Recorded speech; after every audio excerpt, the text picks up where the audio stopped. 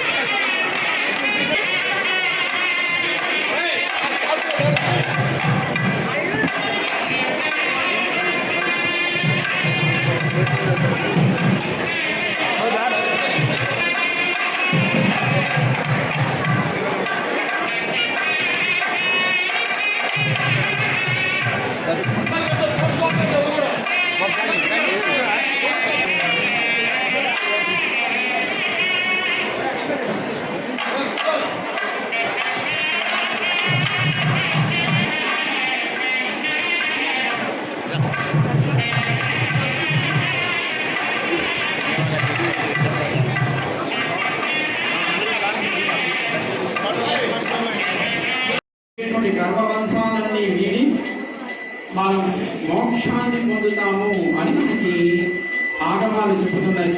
అలాంటి ఒకటి కాదు రెండు కాదు 19 గరుడ వాహనాలు.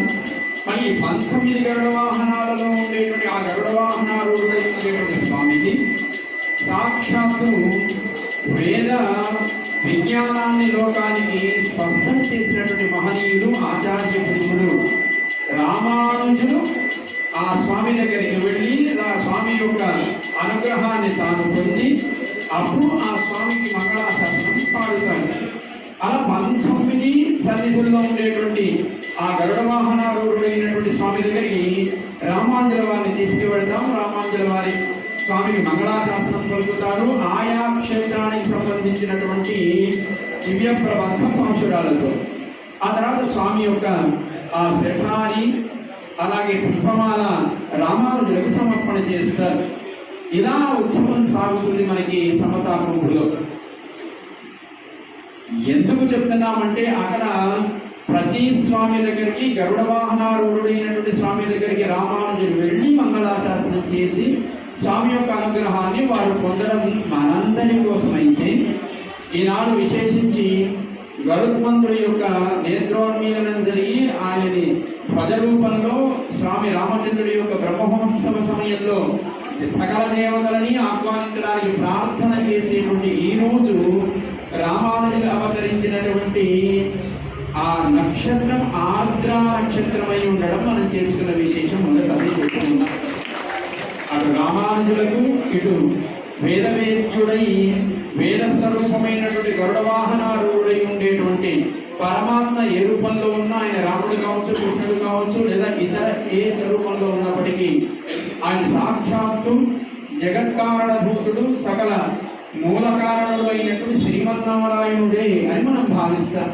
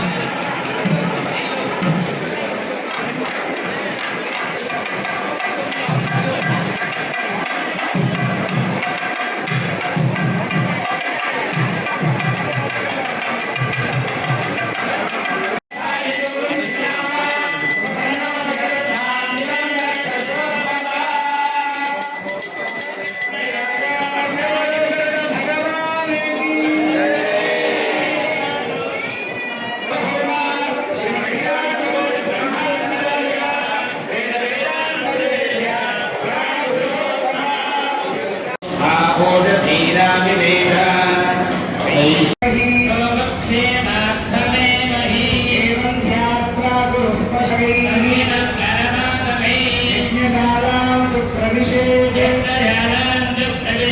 प्रादक्षिण्येन पद्मजा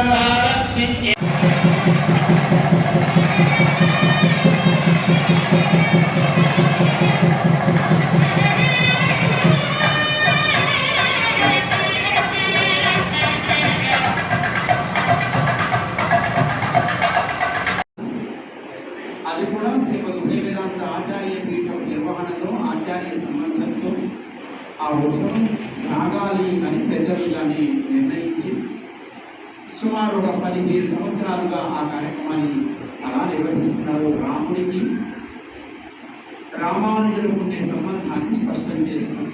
రామానుజుడికి సూర్యుడుగా భావిస్తారు. విశేషించి ఈనాడు ఆర్ద్ర నక్షత్రం స్వామి రామానుజులు వేద్యుణ్ణి స్పష్టంగా వేద వాక్యాలకు స్పష్టమైనటువంటి అర్థాన్ని వేదాంతి సంగ్రహం కావచ్చు, శ్రీవాక్యం కావచ్చు ఇత్యాది గ్రంథాలని లోకానికి మరింత స్పష్టంగా అవగతం చేయడంలో రామానుజులు చేసిన ఉపకారానికి ఆ సంబంధము రెండూ కలిసి ఏర్పడడం నిజంగా ఒక అదృష్ట విశేషము అని భావిస్తారు. అంటే వేద స్వరూపుడైనటువంటి భగవంతుడు వేదాన్ని స్పష్టం చేసినటువంటి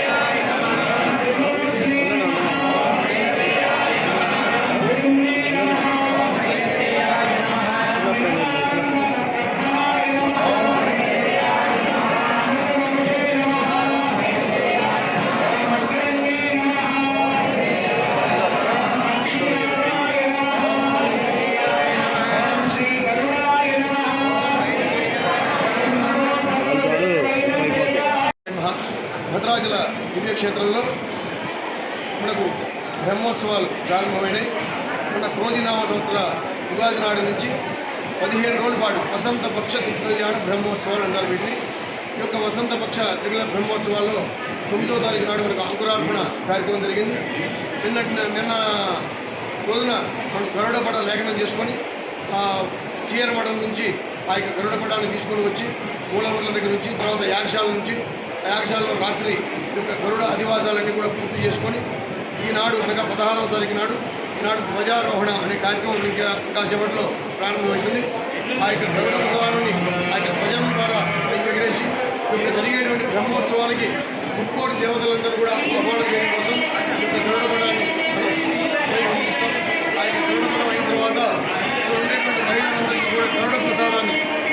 వారికి సత్సంతానం లభించాలని చెప్పేసి గరుడ ప్రసాదం తీసుకోవడం వల్ల సత్సంతానం లభిస్తుందనే ఉద్దేశంతో ఎంతోమంది మహిళలు ఇక్కడికి వచ్చి గరుడ ప్రసాదం వేస్తున్నారు. వారందరికీ కూడా ఇప్పుడు ఈ యొక్క ధ్వజారోహణ పూర్తయిన తర్వాత గరుడ ప్రసాదం ఇస్తారు. ఆ యొక్క ప్రసాదాన్ని వారంతా కూడా తీసుకొని వచ్చే సంవత్సరం కల్లా సత్సంతానం లభించి వారంతా కూడా మళ్ళీ రామదర్శనానికి రావాలని కోరుకుంటూ, అలాగే రేపటి రోజున ఎదుర్కోలు కార్యక్రమం ఉంటుంది.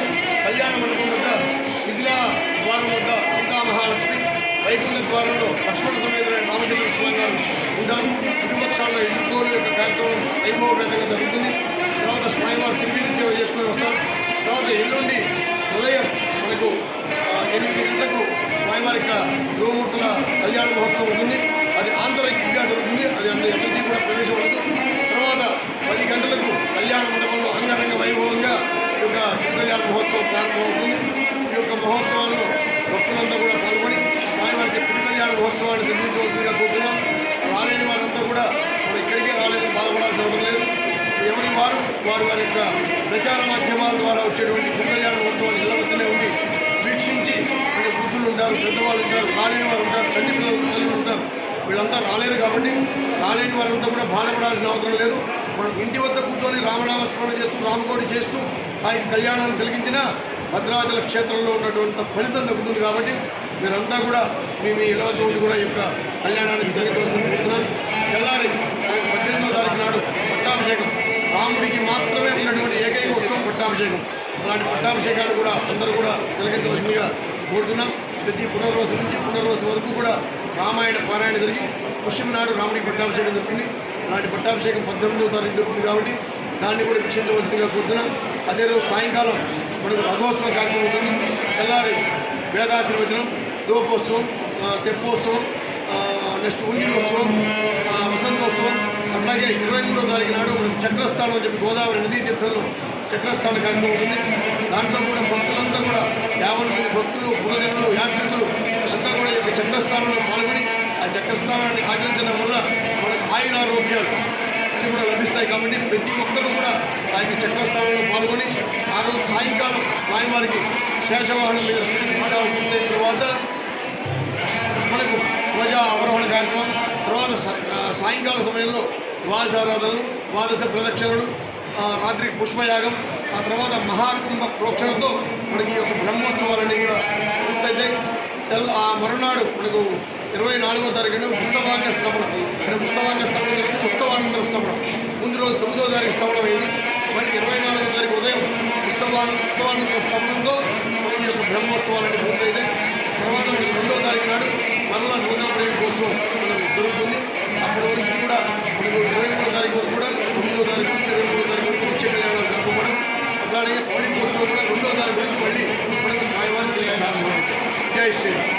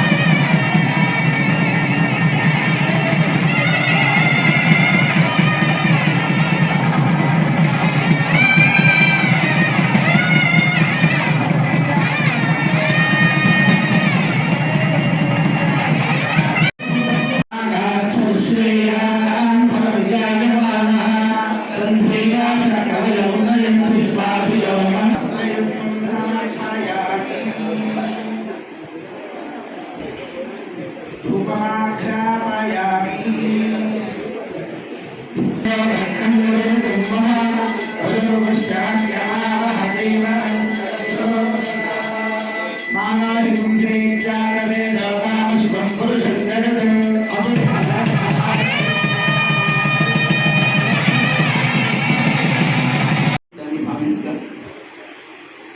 ఆ కార్యక్రమాన్ని మనం వివిధ ఆచార్య పీఠ నిర్వహణలో ఉండేటువంటి తీయర్ మఠంలో దాన్ని మనం కూడా నిర్వహించుకుంటున్నాం. దానికి పూర్వరంగంగా జరగాల్సినటువంటి విశ్వసన ఆరాధన పుణ్యాహవాసన కార్యక్రమాన్ని కూడా మనకి వేదిక మీద ఉండేటువంటి వేదవిధులు మహానుభావులు వారు దాన్ని నిర్వహిస్తారు.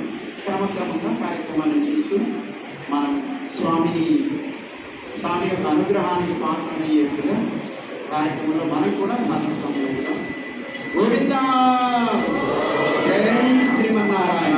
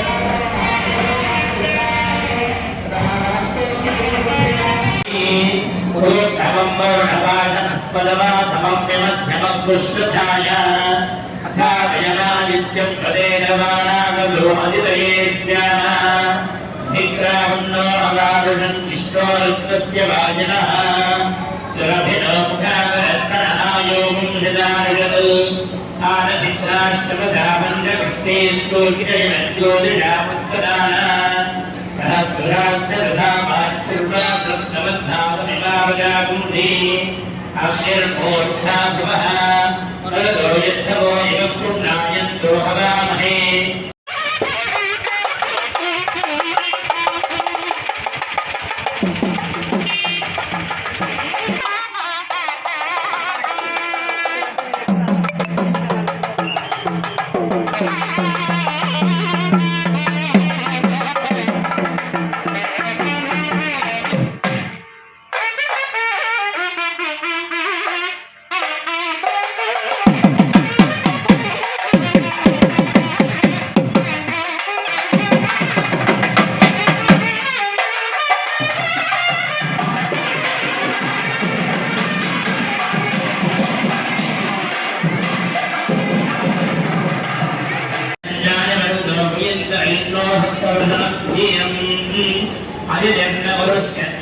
कर्म यच्छतु अदिपात्मकुंभतः